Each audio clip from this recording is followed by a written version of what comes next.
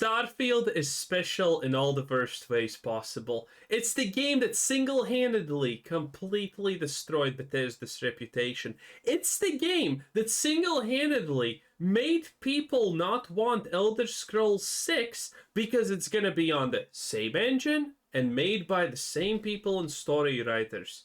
Starfield is truly a miracle of a disaster.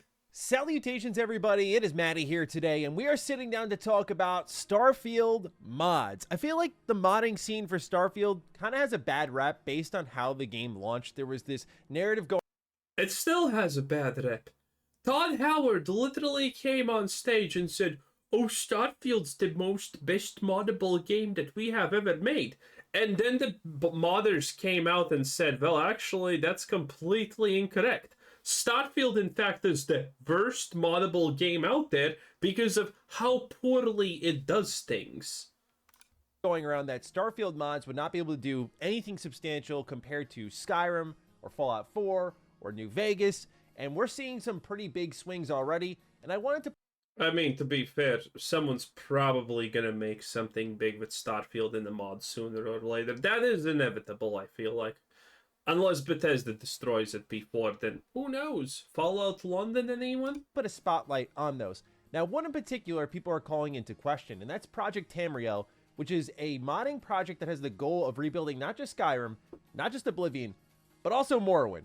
And it sounds extremely ambitious, and it's also kind of suspicious because there's no website link or Discord link on the server posts across Reddit and NeoGAF and all these other places that I found this project being announced on. But I also wanted to mix things up and make sure I do highlight some projects that currently exist, that are ambitious, that do have modders working behind it, and you do have a proof of concept there to allow you to buy in a little bit. The reality... The hell was that? Look at the god. Modders working behind it, and you do have a proof of concept there to allow you to buy in a little. What is that shift? Oh my god, that was creepy. I don't think that's intended. He like shrunk from the sides. It felt like, wow. A little bit.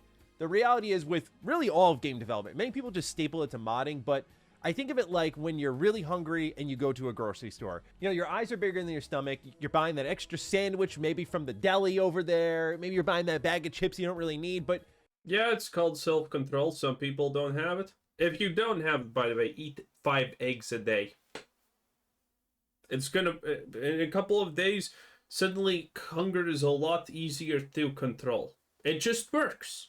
You're hungry, right? And so you keep going and then you take in too much food and you're like, I didn't need all of this, right? So same thing kind of goes for content building. When you get into game development and you find out, oh, wow, I can really kind of slap this thing together pretty quickly. Like I can get 80% of the way there. It's the last 20%, the testing, the refining, the fine tuning, that sort of stuff is what really catches a lot of people. Where it's easy to content build to a degree. You still have to have like a level of talent and knowing how to do things in a proper pipeline. But this happens across all projects, not just modding. And so while I see a lot of people shooting down something like Project Tamriel, on the chance it is real, I'm going to get into why things are changing with the Starfield modding situation and how projects this big actually can be possible. Now, if this one is real or not, we have yet to figure. I mean, it definitely is possible, I think.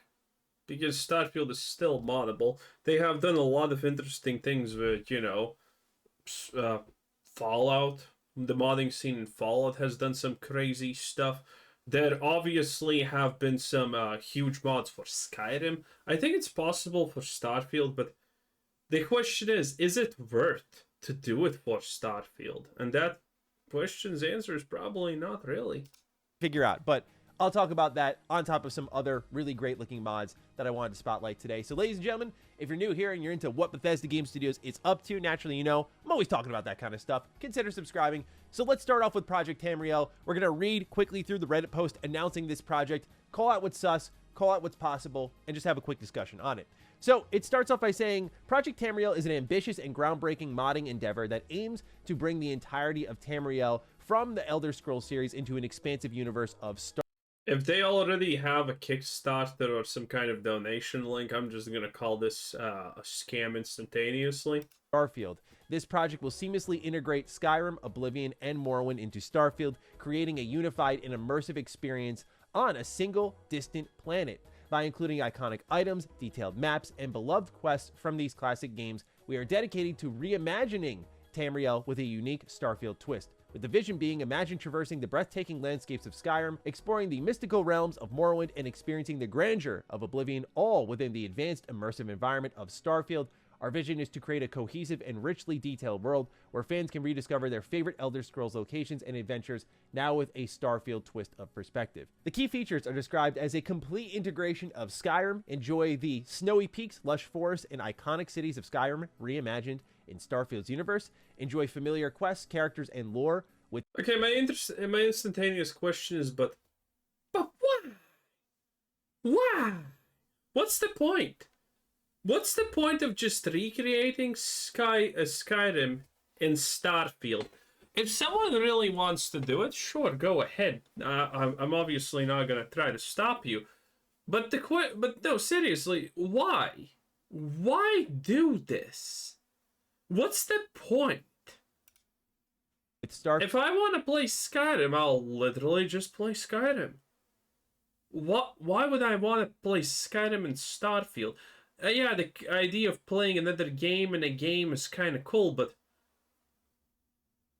Starfield's inspired elements and enhanced graphics, physics, and gameplay mechanics, with the expansive Tamriel world being feature number 2. Oblivion and Morrowind will follow Skyrim, bringing their unique environments, quests, and items to this world. Surrounding regions of Tamriel will be added to create a comprehensive and immersive planet. 3 authentic items and quests. All weapons, armor, spells, and items from the Elder Scrolls series will be meticulously ported and updated. Quests will be faithfully recreated, ensuring an authentic yet fresh experience for players. And 4, a modular release structure. Each project will be released in sections, starting with Skyrim, followed by Oblivion and Morrowind. Each section will be fully playable and polished, ensuring high-quality content throughout the project's development. Now, taking a look at this, I imagine you're in the same boat I am, which is okay, sure. And I do get that. I think the most ambitious part of this is really the complete integration of Skyrim, because otherwise the verbiage is not consistent. You look at like the first screenshot I showed you all, breaking down the project, and what it's really described as is the iconic items and maps and quests from these games, as in they're not really doing a full recreation, but rather taking highlights of each of them. Like, let's do Solitude, Imperial City, and Satanin, and let's just have those kind of be somehow connected to one another with some... Yeah, that's what it sounded at first, but later it sounded like it's gonna be full. I mean, again, I'm not putting my hopes in this. Procedurally generated environments between the two locations. That's how I read it at first, but then they say it's a complete integration of Skyrim. Now, here's why these bigger modding projects are going to pop up more and more. Because what's happened with Starfield and how the game has changed with creations and also the file size limit on mods being dramatically increased, where you can now download 100 gigabytes of mods on your Xbox Series X.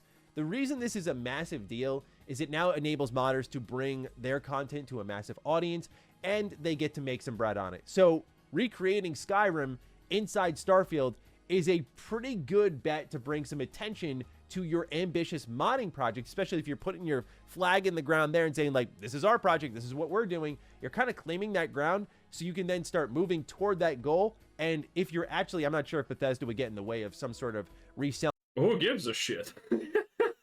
Dude, if you think you can just stick a flag in the ground like that, no way, okay? Listen, if someone wants to steal that idea, go ahead and do it. I say the winner is the one who does it better. Selling of their own products or recreating of their own products, I'm unsure about that sort of stuff. But if you were to bring that, say, to Creations and make a penny off of it, or Bethesda kind of endorses it, that is a pretty good bet for a big modding team to get some attention. And like I've said to people, a lot of them already exist, but these modders are now going to stop working independently over time and come together on bigger projects, because Starfield's whole entire modding ecosystem is enabling that sort of stuff. So while this project may not be entirely real, as I read the last part of the Reddit post, a lot of people are shooting it down, and I think they don't understand that a modular release schedule with ambitious mods, it's now not just this fun pet project over on PC, but getting together a team and getting this going and getting it out the door, even if it's original content, especially if it's original content, can be a pretty successful bid to making a career as a modder. Now, I think if I'm this team at Project Tamriel, maybe you Not just as a modder, but also, as maybe a potential future development. Because Bethesda has actually, over the years, hired some people who have made mods officially to work for them and stuff.